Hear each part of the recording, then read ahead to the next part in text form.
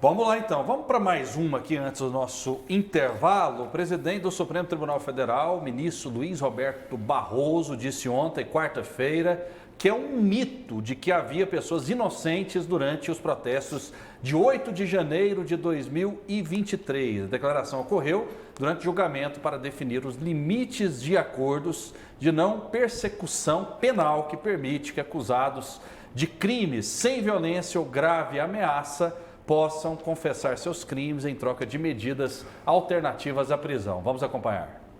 É uma opção, as pessoas têm o direito de fazer as suas escolhas na vida, mas para deixar claro que esse mito de que é um conjunto de pessoas inocentes, úteis, que estavam lá sem saber bem o que estava acontecendo, estão recusando o acordo de não persecução penal que envolve a devolução do passaporte e a retirada da tornozeleira.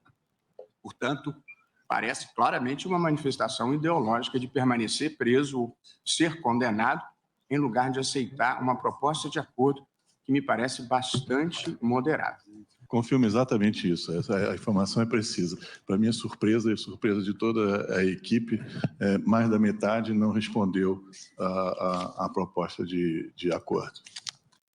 Agora a gente só tem o sim ou não para a gente ir para o intervalo obrigatório e para a gente voltar com esse assunto mais profundamente. Só tinha criminoso, todo mundo que estava ali cometeu crime, professor, sim ou não? Ao estar lá, sim. Não era, mas está lá, ao fazer o que fez, sim. Sim ou não, Almir? Não, de forma nenhuma. Ok, daqui a pouco a gente volta para colocar fogo no parquinho. Professor Márcio Manuel sempre polêmico, Almir também, dois grandes debatedores. Daqui a pouquinho a gente volta no TBC Debate em busca do argumento perfeito. Estamos de volta com o TBC Debate em busca do argumento perfeito, contando sempre com a sua audiência, com a sua participação, por meio do YouTube da TV Brasil Central, que está bombando. Daqui a pouco a gente vai registrar mais participações. Conosco, dois gigantes debatedores, o Almir Júnior, que é professor, é policial militar, e o professor Márcio Manuel, que é geógrafo e comentarista político. No final do bloco anterior, a gente veiculou uma reportagem em que o Barroso disse que as pessoas que estavam ali nos atos do 8 de janeiro de 2023, todas elas têm culpa no cartório, segundo ele, né? Ou que não havia ali inocentes, essa situação toda. Eu perguntei para os nossos nobres debatedores a respeito desse assunto. Márcio Manuel concordou com o Barroso, Almir Júnior discordou. Por que o senhor discordou do ministro Barroso? Então, Rafael, a situação eu venho no 8 de janeiro, ali nós temos diversas circunstâncias, até mesmo processuais, de quebra de cadeia de custódia, dificuldade nas investigações. Nós temos diversas circunstâncias que, por exemplo, para trazer um exemplo aqui o telespectador recorde, o desaparecimento das filmagens. Quando acontece um crime de tamanha gravidade, que chega a aplicar pena de 18, 17, 14 anos, inclusive uma senhora de 54 anos foi aplicada uma pena pelo ministro Alexandre de Moraes de 14 anos de reclusão, no mínimo, nós temos aquilo que nós chamamos de cadeia de custódia, que é o perceber que existe filmagens quanto a isso, tem que ser feito o quê? A preservação daquela filmagem para que posteriormente seja periciado. A parte processual, tendo quebra da cadeia de custódia, podendo gerar diversas nulidades no ato processual, já mostra ali dificuldade de comprovar a culpa de cada um. No segundo momento, nós temos diversas pessoas que nunca praticou um fato criminoso, nem mesmo perturbação de sossego, nunca respondeu uma contravenção penal. Será que esse indivíduo, será que esse senhor, será que aquela mulher de 54 anos que foi manifestar com aquele sentimento de injustiça, eu vou tratá-la como criminosa? Então, realmente é algo que chega a me doer sentimentalmente, porque poderia ali ser minha mãe manifestando, poderia ser meu pai fazendo uma manifestação.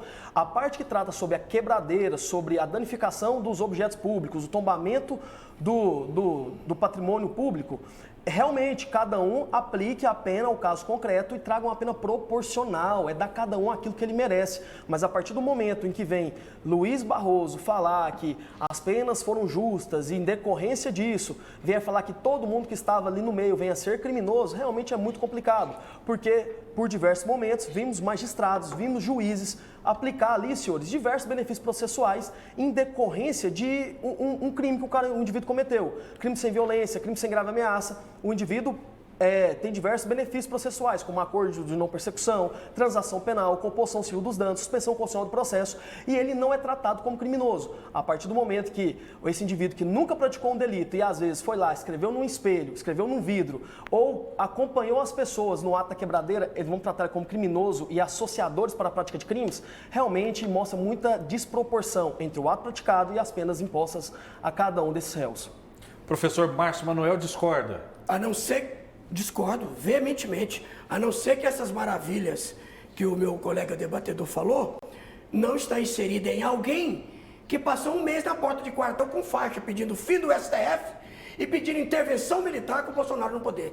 E tem isso também, né? Isso tem que olhar. E é diferente. Crime contra a pátria, crime contra a democracia é diferente de crime contra uma pessoa. Então é bem diferente. Bom, de fato eu concordo com o meu querido Almir Júnior, quando ele falou sobre crime sem violência ou de grave ameaça. De fato, ali não teve essa situação. Por esse motivo, essas pessoas, dentro do que o Luiz Roberto Barroso falou, o ministro do Supremo Tribunal Federal, Luiz Roberto Barroso, disse, é por isso que a Lei 13.964, de 2019, dado o primeiro ano do governo Bolsonaro, traz o acordo de não persecução penal. Ou seja, o ministro Barroso, ele ofereceu para mais de 1.200 envolvidos no 8 de janeiro, e mais da metade disseram não, de reconhecer o seu crime, e em troca disso iriam pagar uma multa de R$5 mil, 2 anos sem usar rede social, e iriam fazer um curso de formação democrática, para saber mais sobre a democracia, curso ministério pelo Ministério Público. Eles não quiseram isso. Como é que é, professor? Exatamente isso.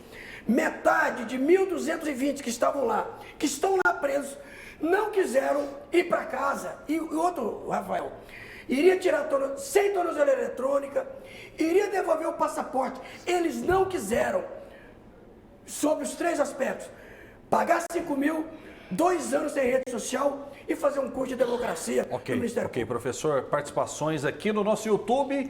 O Augusto Nonato diz o seguinte: um morador de rua ficou 6 meses preso ilegalmente, mas para o Márcio Manuel isso segue o rito processual.